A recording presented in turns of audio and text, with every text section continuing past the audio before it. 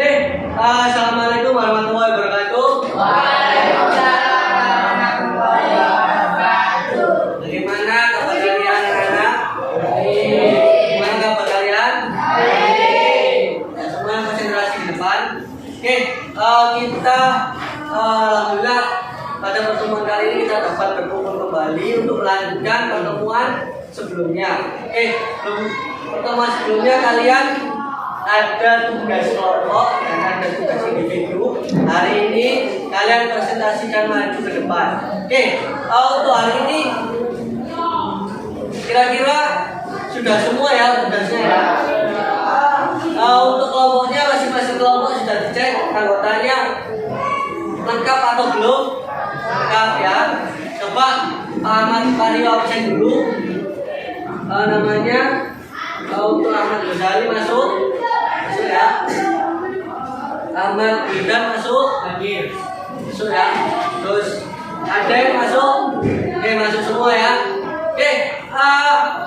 Untuk pertemuan kali ini kemarin Pak Ahmad sudah membagikan tugas ya.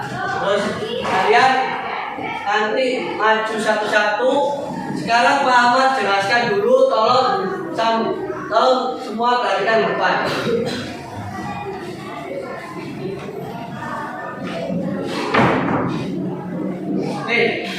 Jadi nanti Pak Ahmad berikan layout seperti ini ya, dalam bentuk apa nanti kalian bisa mengaksesnya.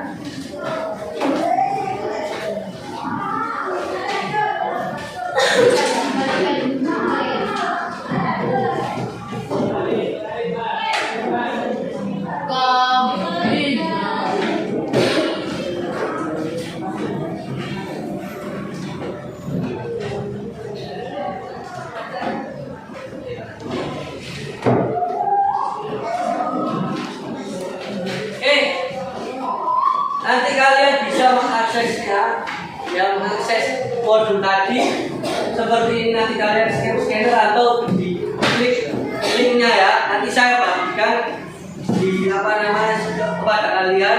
Nah, ayo perhatikan modul. Perhatikan modul di depan. Ya, di sini handoutnya nanti seperti ini. Kalian perhatikan video ini dulu.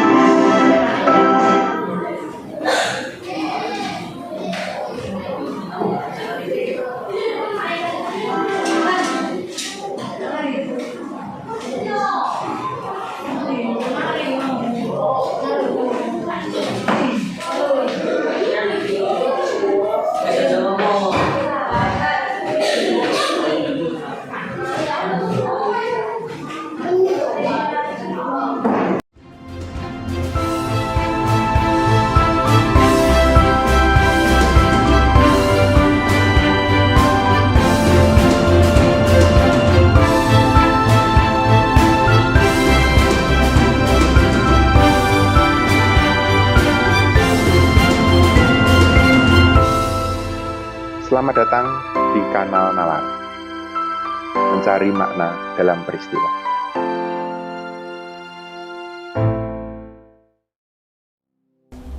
Saudara-saudara, setelah pada episode sebelumnya, kita membahas dan mendalami apa itu pembangunan berkelanjutan atau sustainable development. Pada episode kali ini, kita akan membahas dan mendalami apa yang kita kenal dengan istilah SDGs, Sustainable Development Goals, atau tujuan pembangunan berkelanjutan. Tujuan pembangunan berkelanjutan atau SDGs ini adalah lanjutan dari inisiatif sebelumnya, yaitu MDGs, Millennium Development Goals. Pada tahun 2000, PBB merilis MDGs, Millennium Development Goals, sebagai sebuah norma pembangunan yang dilakukan oleh dunia dari tahun 2000 hingga tahun 2015. MDGs mencakup 8 goal dan 60 target. Pada tahun 2015 tersebut, dilakukan evaluasi. Meski secara umum dianggap berhasil, namun kalau kita melihat detail, sebenarnya masih banyak PR dari MDGs tersebut. Khususnya bagaimana proses dalam pembangunan tersebut dikelola, bagaimana komitmen, bagaimana pencapaian bisa diakselerasi. Namun, dari kacamata pembangunan global, MDG adalah proses pemanasan, warming up proses, menuju apa yang saat ini kita kenal dengan SDGs atau Sustainable Development Goals. Menjelang berakhirnya MDGs pada tahun 2015, PBB menyiapkan norma pembangunan dunia yang baru, yang saat ini kita kenal dengan nama SDGs, Sustainable Development Goals.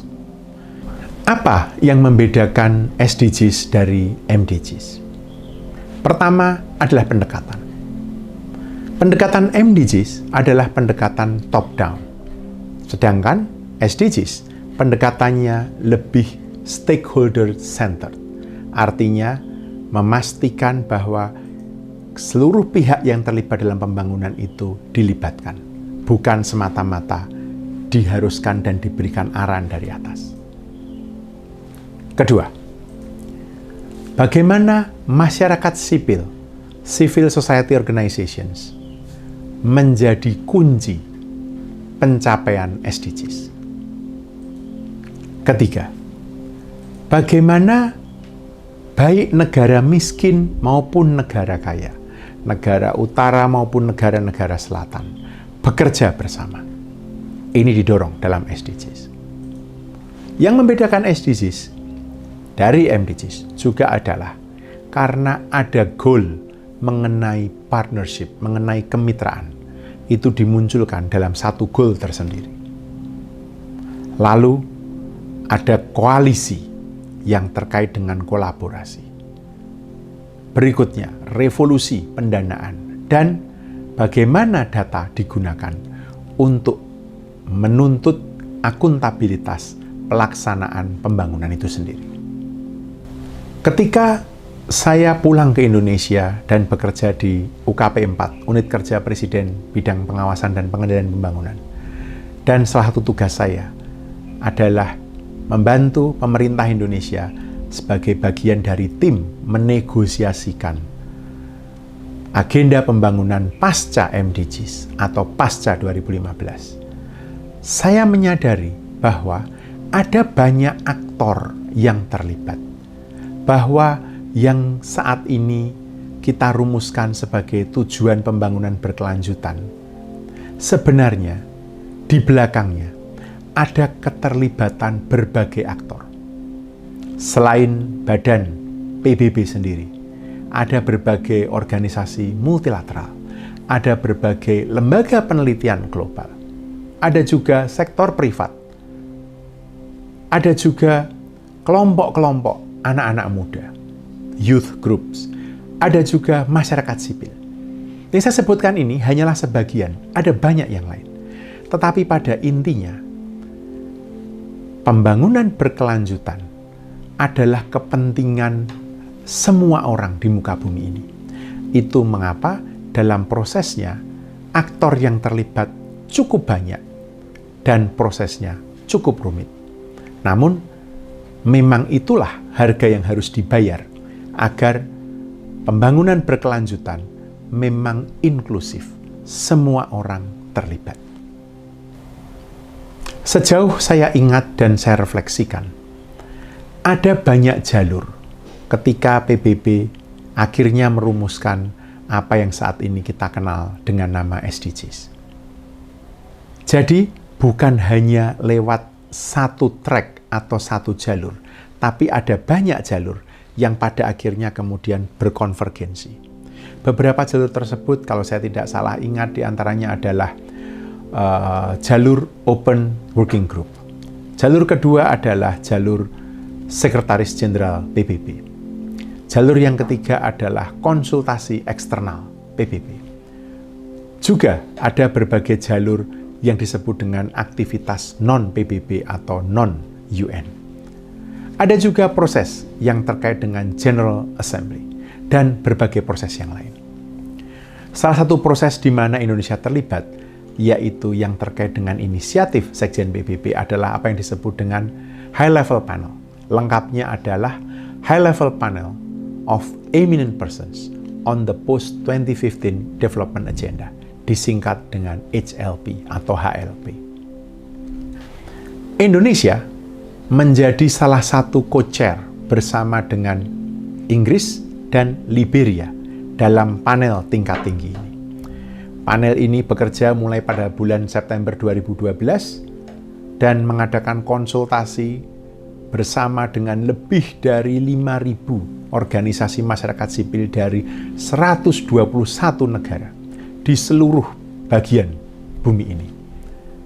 Jadi, laporan yang dituliskan mewakili dan diharapkan mampu memberikan warna, menunjukkan kepedulian dan concern tidak hanya pemerintah, tapi berbagai masyarakat sipil tersebut. Tidak hanya itu, ia juga mencakup masukan dari lebih dari 250 perusahaan di seluruh dunia. Saat itu saya ditugaskan oleh Presiden Bambang Yudhoyono lewat Pak Kuntoro Mangkusubroto sebagai Kepala UKP 4 untuk menjadi drafter laporan tersebut bersama dengan seorang drafter dari Inggris dan seorang dari Liberia. Kami didukung oleh teman-teman dari Perwakilan Tetap Republik Indonesia di New York. Saya harus tinggal di sana selama 3 minggu non-stop untuk mendraft laporan High Level Panel tersebut. Laporan itu bisa di-download dari website PBB. High Level Panel atau HLP ini memberikan, kalau boleh saya sebut, warisan atau tinggalan 5 prinsip dasar yang kemudian diadopsi di dalam SDGs. 5 prinsip dasar ini pertama adalah leave no one behind. Memastikan bahwa kemiskinan mesti diakhiri. Apapun latar belakang, gender, ethnicity, religion, disability, tidak boleh menjadi hambatan. Kemiskinan mesti diakhiri. Tidak ada satu orang pun yang boleh tertinggal. Leave no one behind. Yang kedua, put sustainable development at the core.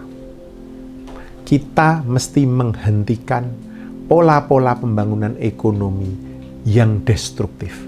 Kita mesti punya pola-pola pembangunan yang lebih berkelanjutan.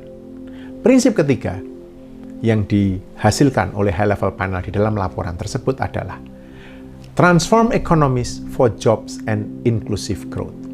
Memastikan ekonomi berujung pada ada dan tersedianya lapangan kerja dan pertumbuhan yang lebih inklusif. Keempat, build peace and effective, open and accountable public institutions. High Level Panel ini menyadari bahwa perdamaian, peace, dan tata kelola yang baik, good governance, adalah komponen esensial dari kemajuan. Tanpa itu, tidak ada kemajuan. Dan terakhir, forge a new global partnership. Panel tingkat tinggi ini mendorong adanya kemitraan agar pembangunan pasca MDG, pasca 2015, mampu menguntungkan semua pihak. Mau tidak mau, kemitraan mesti ada di sana. Nah, bagaimana SDG ini dinegosiasikan? Saya ingin menceritakan pengalaman, sebagian pengalaman personal, sebagian yang lain adalah pengalaman menjadi seorang negosiator, meskipun saya tidak pernah secara formal bersekolah atau mengambil kursus sebagai seorang negosiator. Saya bukan lulusan HI, saya ini seorang insinyur yang kemudian lalu menyeberang area ke bidang ilmu sosial dalam bidang inovasi. Tapi yang ingin saya sampaikan ini adalah sebuah refleksi. Kira-kira kalau saya refleksikan pandangan-pandangan yang berbeda dari berbagai negara ini mempersulit negosiasi dan membuat pelaksanaannya nampaknya amat menantang. Tentu saya mengambil risiko bahwa ini mungkin akan terdengar menyederhanakan. Tetapi kalau saya lihat dalam refleksi, negara-negara maju pada awal negosiasi umumnya memang mendorong sustainable development ini. Karena mereka melihat keuntungan manfaat sustainable development itu dari posisi mereka. Sebagian bahkan menyalahkan negara-negara berkembang ini karena misalnya overpopulation, punya penduduk yang berlebihan. Saya menangkap ini baik dari omongan formal di dalam meja perundingan atau lebih banyak dalam sesi-sesi informal. Sementara negara-negara berkembang sebenarnya pada awal-awal negosiasi secara umum mereka tidak terlalu bersemangat karena mereka melihat bahwa sustainable development ini bisa membatasi kemampuan mereka untuk tumbuh secara ekonomi karena mereka mesti menahan diri. Yang kedua, permainan salah-salahan tadi, blame game tadi juga terjadi. Mereka menyalahkan negara-negara maju karena sebenarnya kerusakan yang terjadi ini sudah terjadi sebelumnya di masa lalu. Dan yang melakukan siapa? Negara maju. Jadi, satu sisi saya ulangi, negara maju mendukung sustainable development. Menyalahkan negara miskin, negara berkembang karena kebanyakan orang. Negara berkembang atau negara-negara miskin ini, mereka sebenarnya nggak terlalu bersemangat terhadap sustainable development. Karena membatasi bagaimana mereka tumbuh. Mereka menyalahkan negara maju. Karena masalah-masalah yang terjadi ini yang mengakibatkan ya negara-negara maju ini. Nah, kalau itu adalah refleksi saya secara umum, melihat dinamika di dalam ruangan sidang maksud saya. 193 negara berunding di sana. Sebenarnya kalau kita melihat pada level negara, fokusnya berbeda. Maka tantangan yang paling besar sebenarnya adalah integrasi. Sambil contoh, India misalnya. India menggunakan sustainable development ini untuk mendorong upaya mereka mengentaskan kemiskinan dan meningkatkan kualitas air bersih. Jadi, bagi mereka, bagi India maksud saya, sustainable development ini digunakan sesuai kepentingan mereka, yaitu pengentasan kemiskinan dan kualitas air. Brasil berfokus pada deforestasi, karena di sana penggundulan hutan terjadi besar-besaran. Demikian juga dengan kemiskinan. Sementara negara-negara sub-Sahara di Afrika berfokus pada air dan isu keadilan. Negara berkembang lainnya berfokus pada pendidikan, keuangan, dan pasar. Sedangkan negara-negara maju seperti Uni Eropa, Amerika Serikat, dan Cina berfokus pada keamanan energi dan perubahan iklim. Kita bisa melihat bagaimana beda negara, beda fokusnya. Karena itu tantangannya adalah bagaimana integrasinya nanti. Sejak tahun 2013 hingga 2015, ketika saya terlibat di dalam proses diskusi dan negosiasi, saya harus terbang berkali-kali dari Jakarta ke New York menjadi bagian dari negosiator Indonesia di sana. Saya ingin menceritakan sebagian politik di dalam dan di luar gedung PBB. Ketika diskusi mengenai Sustainable Development Goals itu terjadi, tepatnya negosiasi di ruang sidang. Di luar ruang sidang, berbagai demonstrasi terjadi. Mulai dari soal Falun Dafa di Cina, hingga demonstrasi yang terkait dengan hak-hak perempuan. Setiap kali delegasi para negara anggota PBB ini duduk untuk membicarakan dan untuk bernegosiasi mengenai rumusan, goal, dan target di luar ruang sidang PBB, demo terjadi. Ada sejumlah goal yang ingin saya bagikan kepada Anda, ingin saya ceritakan, yang dalam perumusannya tidak mudah.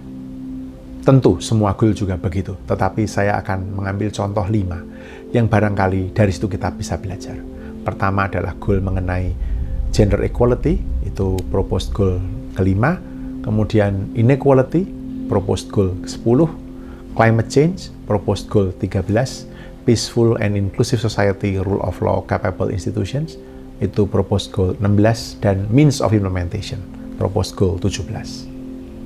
Terkait goal ke-5, gender equality atau kesetaraan gender. Debat di dalam goal ini berkisar pada isu yang terkait dengan sexual and reproductive health and rights.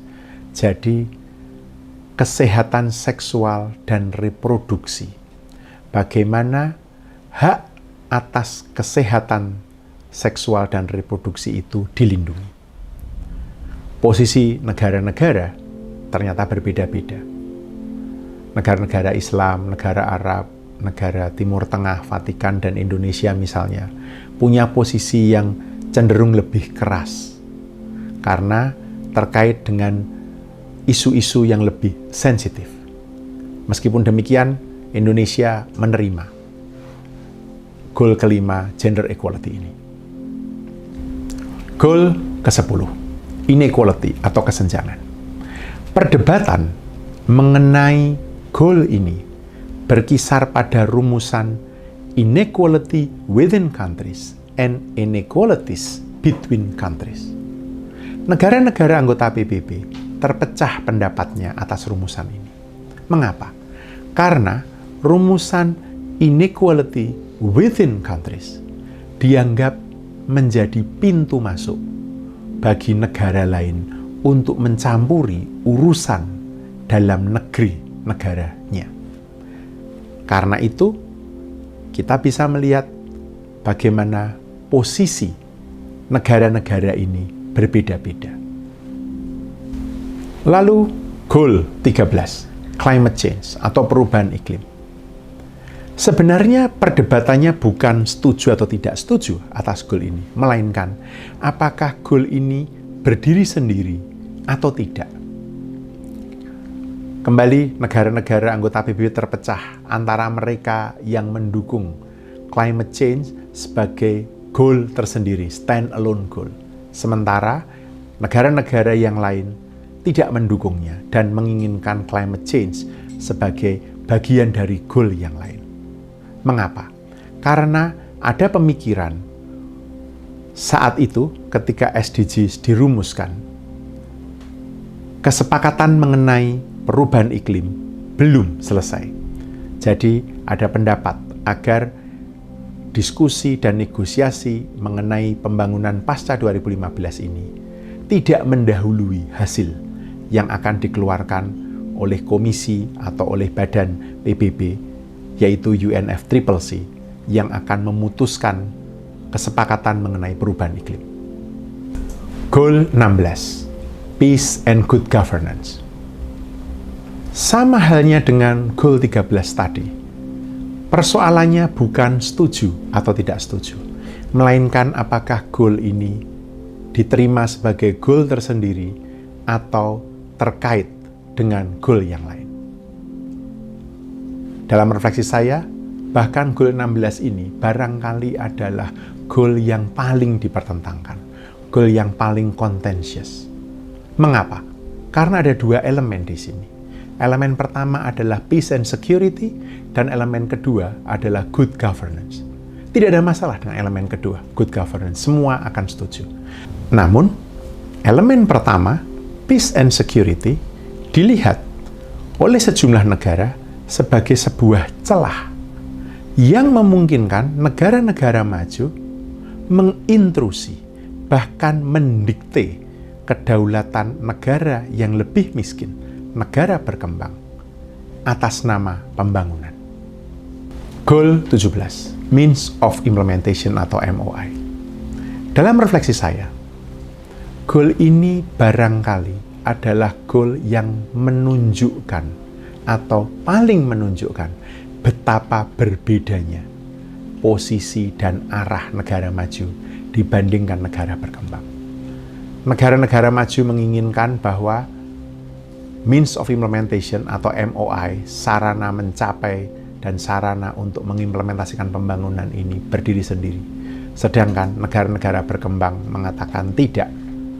Seharusnya sarana implementasi ini nyambung, attach ke dalam setiap goal. Akhirnya setelah negosiasi yang panjang, kalau kita lihat SDGs, Anda lihat goals and targets, maka Anda akan melihat targets misalnya ada 61, 62, 63. Lalu ada MOI yang ter-attach di situ, yaitu 6A, B, C. 1, 2, dan 3 adalah bagian dari target, sedangkan A, B, C adalah bagian dari means of implementation. Ini menunjukkan bahwa bahkan ketika SDG mau diimplementasikan, sarana atau alat mengimplementasikan dilihat secara berbeda, baik oleh negara maju maupun negara-negara berkembang. Saudara-saudara, itulah refleksi atas pengalaman saya terlibat dalam penyusunan negosiasi apa yang sekarang kita kenal sebagai Sustainable Development Goals atau SDGs. Mudah-mudahan apa yang saya sampaikan ini menambah wawasan kita bahwa rumusan pembangunan berkelanjutan bukanlah rumusan yang jatuh dari langit. Ia tidak hanya dirumuskan, melainkan dipertentangkan, didiskusikan dengan persetujuan, ketidaksetujuan dengan berbagai kepentingan. Karena memang pembangunan tidak terjadi di ruang kosong. Pada episode berikutnya, saya akan mencoba menjelaskan sejauh apa SDGs atau tujuan pembangunan berkelanjutan ini diimplementasikan di Indonesia. Terima kasih sudah menyaksikan video ini. Semoga kita bisa menemukan makna dan pemahaman yang lebih dalam bersama Nalar.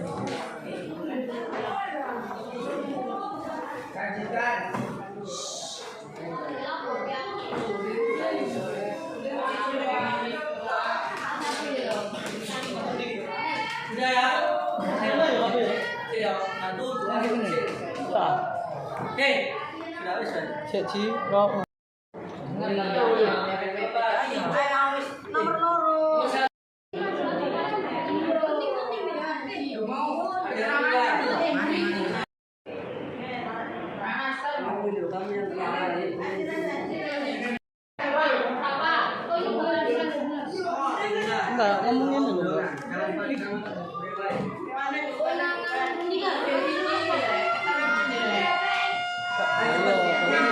Musiman Pak terdaftar ini daftar pemilih. Itu sistem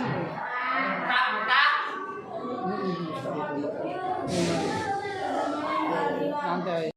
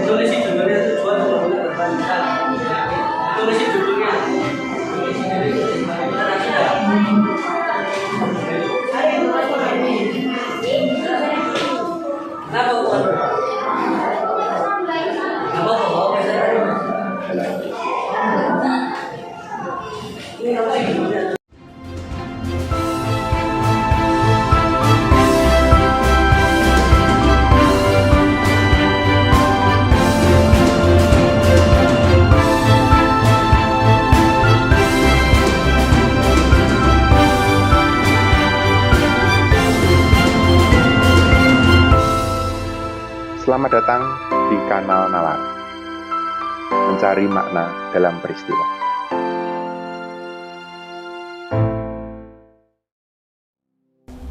Saudara-saudara, setelah pada episode sebelumnya, kita membahas dan mendalami apa itu pembangunan berkelanjutan atau sustainable development. Pada episode kali ini, kita akan membahas dan mendalami apa yang kita kenal dengan istilah SDGs, Sustainable Development Goals, atau tujuan pembangunan berkelanjutan. Tujuan pembangunan berkelanjutan atau SDGs ini adalah lanjutan dari inisiatif sebelumnya, yaitu MDGs, Millennium Development Goals.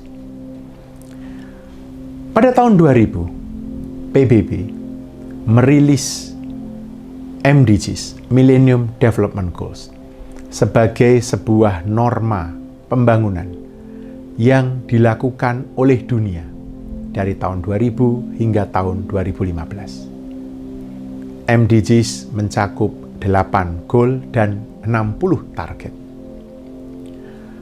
Pada tahun 2015 tersebut, dilakukan evaluasi. Meski secara umum dianggap berhasil, namun kalau kita melihat detail, sebenarnya masih banyak PR dari MDGs tersebut. Khususnya bagaimana proses dalam pembangunan tersebut dikelola, bagaimana komitmen, bagaimana pencapaian bisa diakselerasi. Namun, dari kacamata pembangunan global, MDG adalah proses pemanasan, warming up process, menuju apa yang saat ini kita kenal dengan SDGs atau Sustainable Development Goals. Menjelang berakhirnya MDGs pada tahun 2015, PBB menyiapkan norma pembangunan dunia yang baru, yang saat ini kita kenal dengan nama SDGs, Sustainable Development Goals. Apa yang membedakan SDGs dari MDGs? Pertama adalah pendekatan. Pendekatan MDGs adalah pendekatan top-down, sedangkan SDGs pendekatannya lebih stakeholder-centered, artinya memastikan bahwa seluruh pihak yang terlibat dalam pembangunan itu dilibatkan, bukan semata-mata diharuskan dan diberikan arahan dari atas. Kedua, bagaimana masyarakat sipil, civil society organizations, menjadi kunci pencapaian SDGs. Ketiga, bagaimana baik negara miskin maupun negara kaya, negara utara maupun negara-negara selatan, bekerja bersama. Ini didorong dalam SDGs. Yang membedakan SDGs dari MDGs juga adalah karena ada goal mengenai partnership, mengenai kemitraan, itu dimunculkan dalam satu goal tersendiri. Lalu ada koalisi yang terkait dengan kolaborasi. Berikutnya, revolusi pendanaan dan bagaimana data digunakan untuk menuntut akuntabilitas pelaksanaan pembangunan itu sendiri. Ketika saya pulang ke Indonesia dan bekerja di UKP 4, Unit Kerja Presiden Bidang Pengawasan dan Pengendalian Pembangunan. Dan salah satu tugas saya adalah membantu pemerintah Indonesia sebagai bagian dari tim menegosiasikan agenda pembangunan pasca MDGs atau pasca 2015. Saya menyadari bahwa ada banyak aktor yang terlibat, bahwa yang saat ini kita rumuskan sebagai tujuan pembangunan berkelanjutan, sebenarnya di belakangnya ada keterlibatan berbagai aktor. Selain badan PBB sendiri, ada berbagai organisasi multilateral, ada berbagai lembaga penelitian global, ada juga sektor privat, ada juga kelompok-kelompok anak-anak muda, youth groups, ada juga masyarakat sipil. Yang saya sebutkan ini hanyalah sebagian, ada banyak yang lain. Tetapi pada intinya, pembangunan berkelanjutan adalah kepentingan semua orang di muka bumi ini. Itu mengapa dalam prosesnya, aktor yang terlibat cukup banyak dan prosesnya cukup rumit. Namun, memang itulah harga yang harus dibayar agar pembangunan berkelanjutan memang inklusif, semua orang terlibat.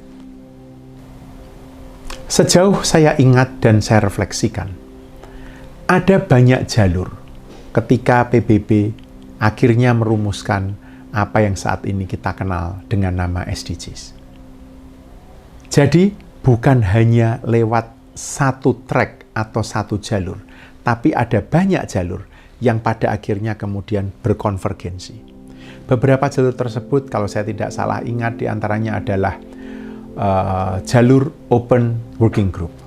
Jalur kedua adalah jalur Sekretaris Jenderal PBB. Jalur yang ketiga adalah konsultasi eksternal PBB.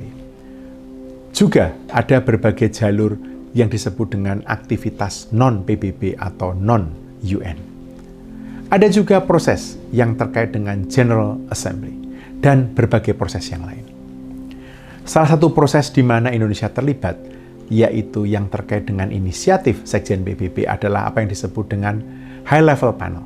Lengkapnya adalah High Level Panel of Eminent Persons on the Post-2015 Development Agenda, disingkat dengan HLP atau HLP.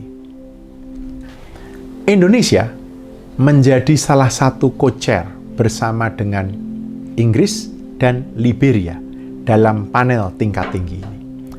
Panel ini bekerja mulai pada bulan September 2012 dan mengadakan konsultasi bersama dengan lebih dari 5.000 organisasi masyarakat sipil dari 121 negara di seluruh bagian bumi ini.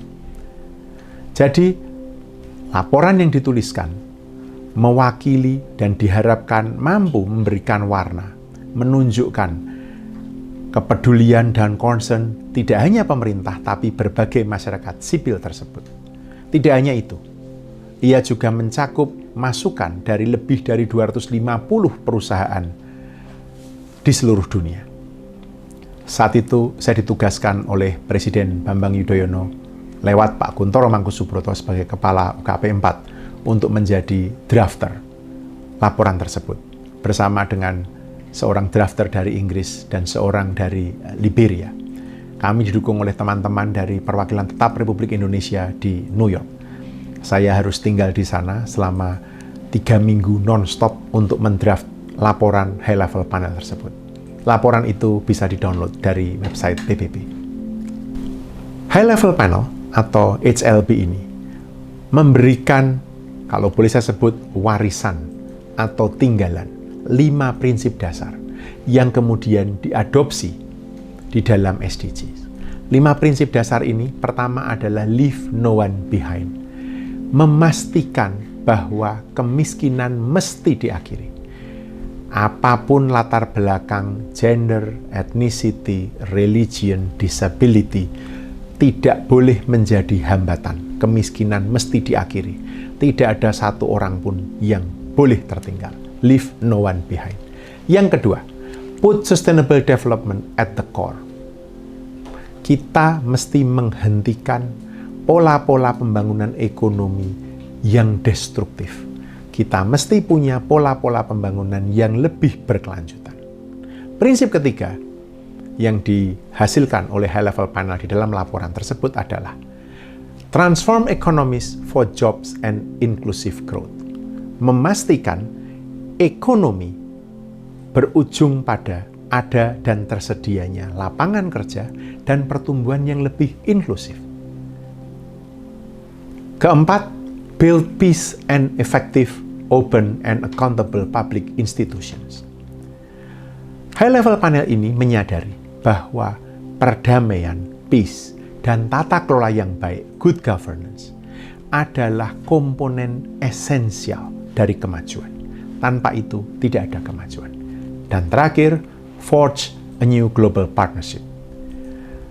Panel tingkat tinggi ini mendorong adanya kemitraan agar pembangunan pasca MDG, pasca 2015, mampu menguntungkan semua pihak. Mau tidak mau, kemitraan mesti ada di sana. Nah, bagaimana SDG ini dinegosiasikan? Saya ingin menceritakan sebagian pengalaman personal, sebagian yang lain adalah pengalaman menjadi seorang negosiator, meskipun saya tidak pernah secara formal bersekolah atau mengambil kursus sebagai seorang negosiator. Saya bukan lulusan HI, saya ini seorang insinyur yang kemudian lalu menyeberang area ke bidang ilmu sosial dalam bidang inovasi. Tapi yang ingin saya sampaikan ini adalah sebuah refleksi.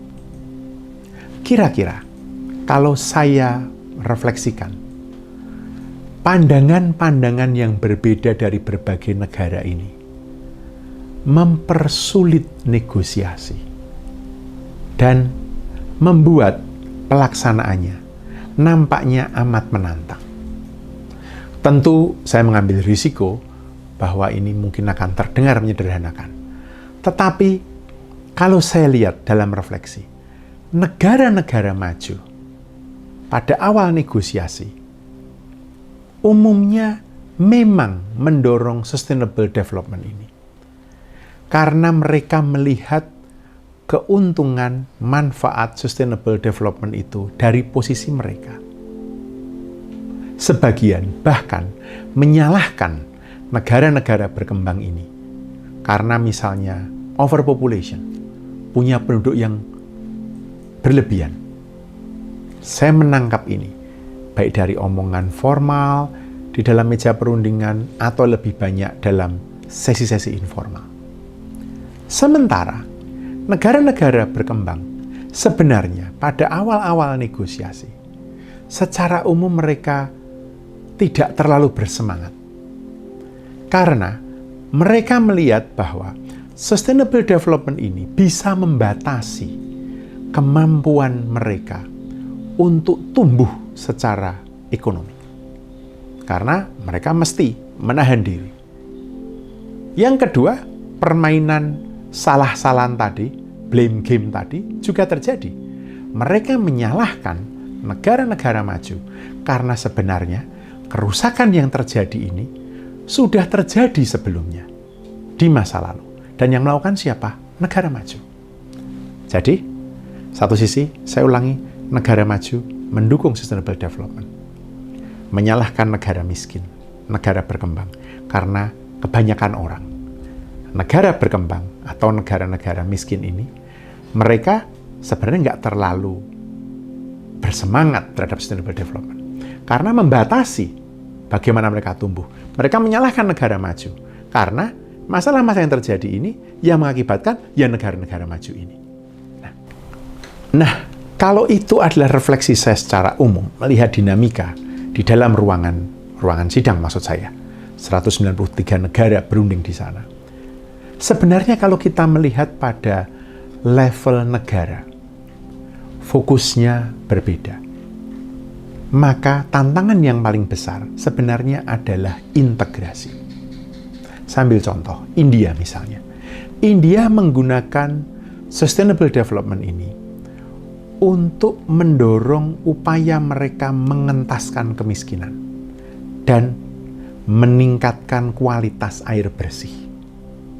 Jadi, bagi mereka, bagi India maksud saya, sustainable development ini digunakan sesuai kepentingan mereka, yaitu pengentasan kemiskinan dan kualitas air. Brasil berfokus pada deforestasi, karena di sana penggundulan hutan terjadi besar-besaran. Demikian juga dengan kemiskinan. Sementara negara-negara sub-Sahara di Afrika berfokus pada air dan isu keadilan. Negara berkembang lainnya berfokus pada pendidikan, keuangan, dan pasar. Sedangkan negara-negara maju seperti Uni Eropa, Amerika Serikat, dan Cina berfokus pada keamanan energi dan perubahan iklim.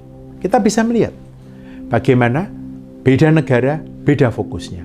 Karena itu tantangannya adalah bagaimana integrasinya nanti. Sejak tahun 2013 hingga 2015, ketika saya terlibat di dalam proses diskusi dan negosiasi, saya harus terbang berkali-kali dari Jakarta ke New York, menjadi bagian dari negosiator Indonesia di sana. Saya ingin menceritakan sebagian politik di dalam dan di luar gedung PBB. Ketika diskusi mengenai Sustainable Development Goals itu terjadi, tepatnya negosiasi di ruang sidang.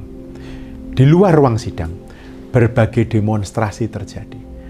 Mulai dari soal Falun Dafa di Cina, hingga demonstrasi yang terkait dengan hak-hak perempuan. Setiap kali delegasi para negara anggota PBB ini duduk untuk membicarakan dan untuk bernegosiasi mengenai rumusan, goal, dan target di luar ruang sidang PBB, demo terjadi. Ada sejumlah goal yang ingin saya bagikan kepada Anda, ingin saya ceritakan, yang dalam perumusannya tidak mudah. Tentu semua goal juga begitu, tetapi saya akan mengambil contoh 5 yang barangkali dari situ kita bisa belajar. Pertama adalah goal mengenai gender equality, itu proposed goal ke-5. Kemudian inequality, proposed goal ke-10. Climate change, proposed goal 13. Peaceful and inclusive society, rule of law, capable institutions, itu proposed goal 16. Dan means of implementation, proposed goal 17. Terkait goal ke-5, gender equality atau kesetaraan gender. Debat di dalam goal ini berkisar pada isu yang terkait dengan sexual and reproductive health and rights. Jadi, kesehatan seksual dan reproduksi. Bagaimana hak atas kesehatan seksual dan reproduksi itu dilindungi. Posisi negara-negara ternyata berbeda-beda. Negara-negara Islam, negara Arab, negara Timur Tengah, Vatikan, dan Indonesia misalnya, punya posisi yang cenderung lebih keras karena terkait dengan isu-isu yang lebih sensitif. Meskipun demikian, Indonesia menerima goal ke-5, gender equality ini. Goal ke-10, inequality atau kesenjangan. Perdebatan mengenai goal ini berkisar pada rumusan inequality within countries and inequalities between countries. Negara-negara anggota PBB terpecah pendapatnya atas rumusan ini. Mengapa? Karena rumusan inequality within countries dianggap menjadi pintu masuk bagi negara lain untuk mencampuri urusan dalam negeri negaranya. Karena itu, kita bisa melihat bagaimana posisi negara-negara ini berbeda-beda. Lalu, goal 13, climate change atau perubahan iklim. Sebenarnya perdebatannya bukan setuju atau tidak setuju atas goal ini, melainkan apakah goal ini berdiri sendiri atau tidak. Kembali, negara-negara anggota PBB terpecah antara mereka yang mendukung climate change sebagai goal tersendiri, stand-alone goal. Sementara negara-negara yang lain tidak mendukungnya dan menginginkan climate change sebagai bagian dari goal yang lain. Mengapa? Karena ada pemikiran saat itu ketika SDGs dirumuskan, kesepakatan mengenai perubahan iklim belum selesai. Jadi ada pendapat agar diskusi dan negosiasi mengenai pembangunan pasca 2015 ini tidak mendahului hasil yang akan dikeluarkan oleh komisi atau oleh badan PBB, yaitu UNFCCC, yang akan memutuskan kesepakatan mengenai perubahan iklim. Goal 16, Peace and Good Governance. Sama halnya dengan goal 13 tadi.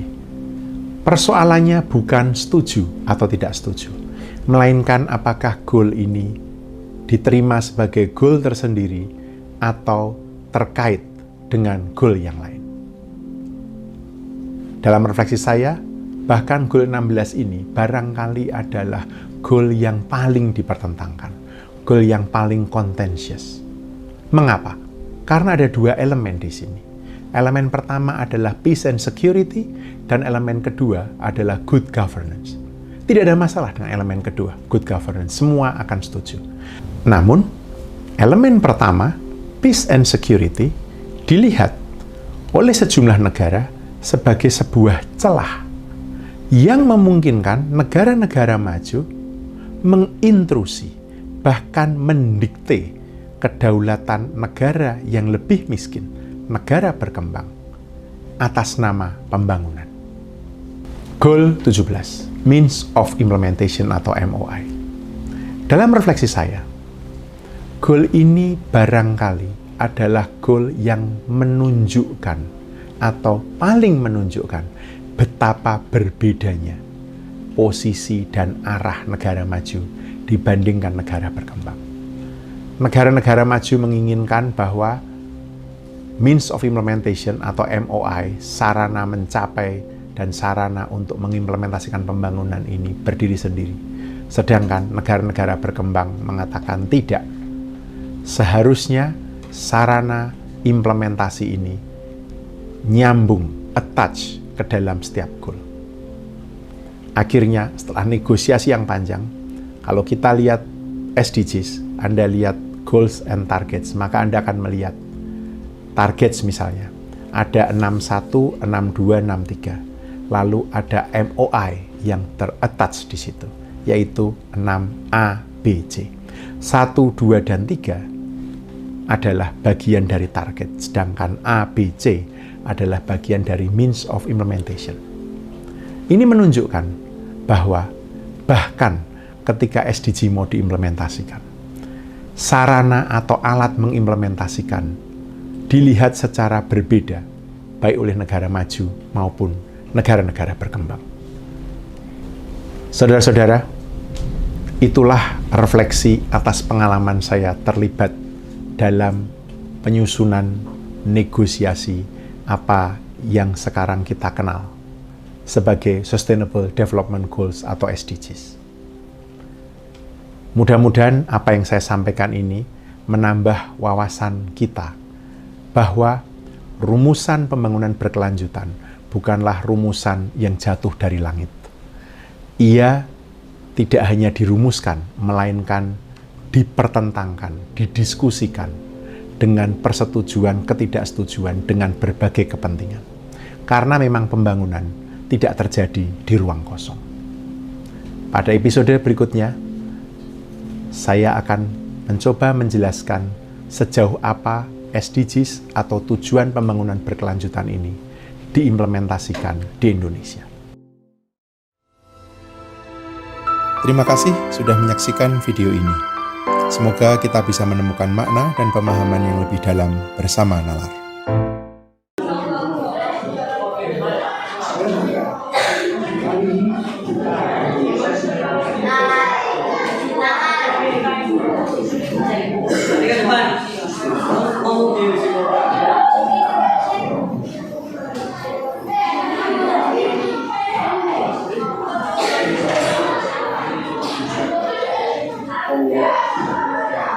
Coba ya. Oke.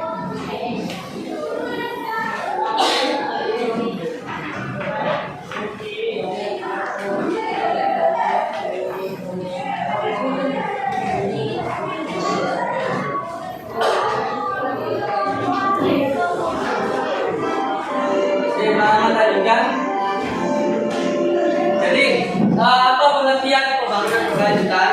Ya, pembangunan berkelanjutan adalah pembangunan yang memenuhi kebutuhan saat ini dan masa yang akan datang. Ya, pembangunan berkelanjutan yang ideal ya, itu memuat unsur adil dan seimbang. Ya, jadi nanti kan ya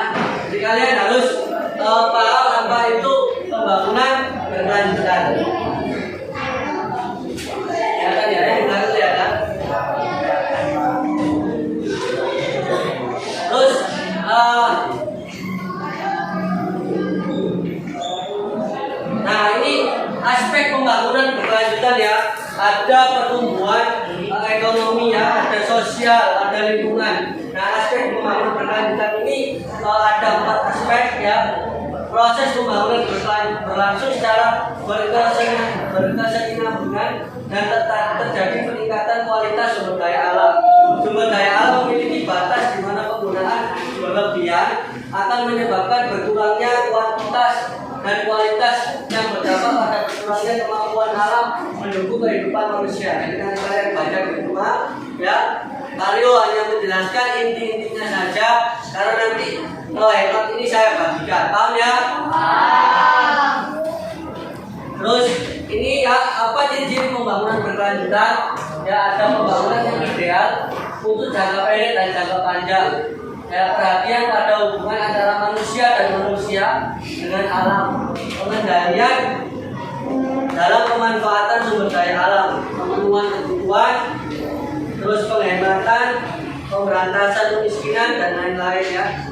Terus ada indikator pembangunan berkelanjutan, ada yang berdasarkan berkelanjutan ekologis, berkelanjutan ekonomi, berkelanjutan sosial, budaya, politik, ya, pertahanan keamanan. Nah itu ada tujuan pembangunan berkelanjutan, adanya tanpa kemiskinan, tanpa kelaparan, ya, dan lain-lain ya.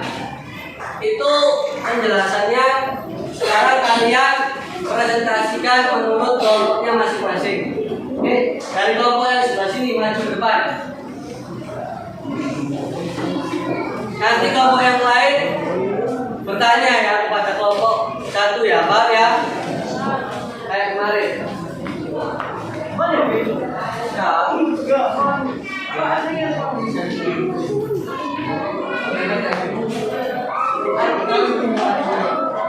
Budgetnya masih ada mana? Mana? Nah, dibuat main nanti aja, dibuat main. Ya sama.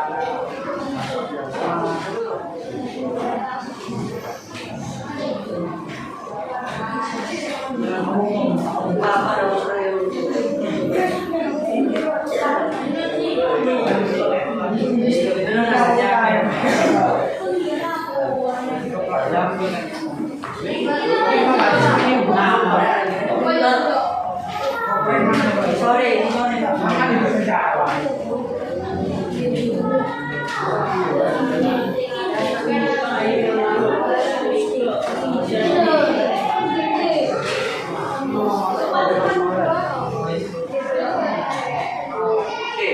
sekarang ada sana semua.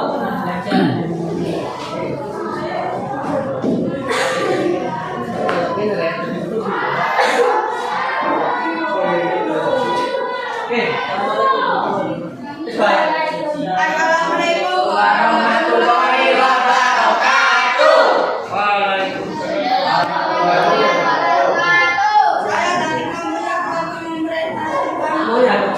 dari presentasikan tujuan pembangunan berkelanjutan. Ya, Satu, menghapus kemiskinan. Pengurangan kemiskinan dilakukan melalui 2 strategi utama, yaitu beban pengeluaran, bantuan sosial serta peningkatan pendapatan melalui program ekonomi produktif.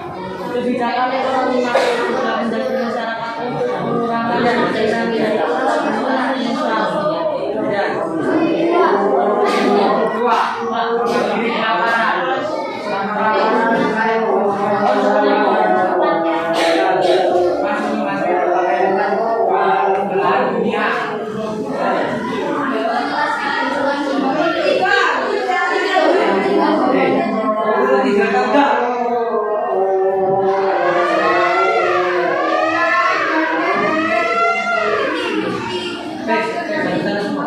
Ayo ada yang tanya. Tanya mau maju.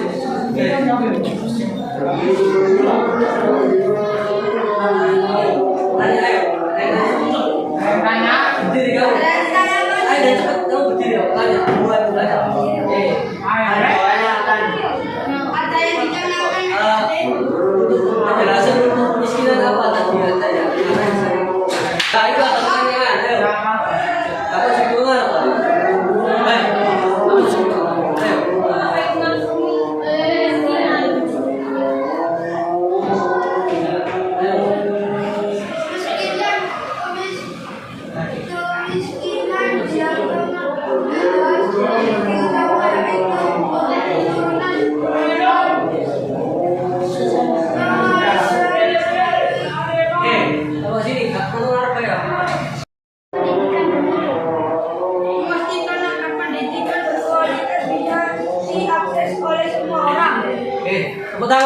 kelompok.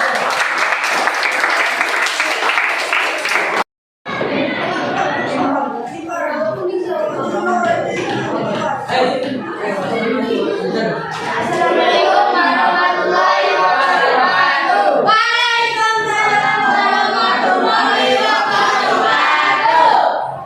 Kami dari kelompok 2 akan mempresentasikan tujuan pembangunan berkelanjutan.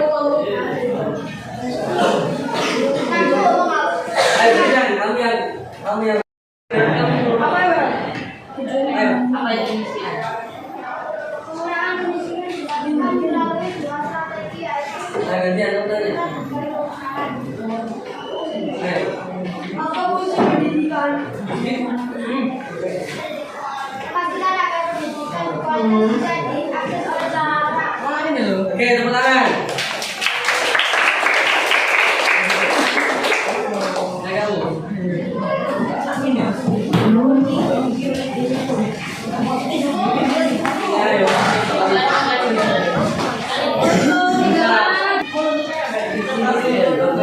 semua orang. Oke, tepuk tangan. Assalamualaikum warahmatullahi wabarakatuh. Waalaikumsalam warahmatullahi wabarakatuh. Yang penting kan. Apa yang dimaksud keadilan? Kamu sendiri lagi. Apa yang dimaksud?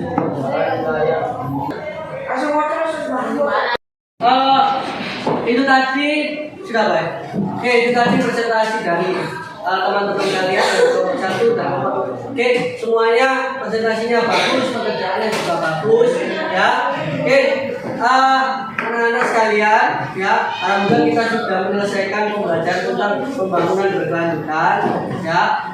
Gimana untuk pembelajaran pada materi ini menyenangkan atau tidak? Asik ya, kita bermain sambil belajar. Oke ya, itu saja pertemuan hari ini karena waktu sudah habis. Ya, terima kasih. Wassalamualaikum warahmatullahi wabarakatuh.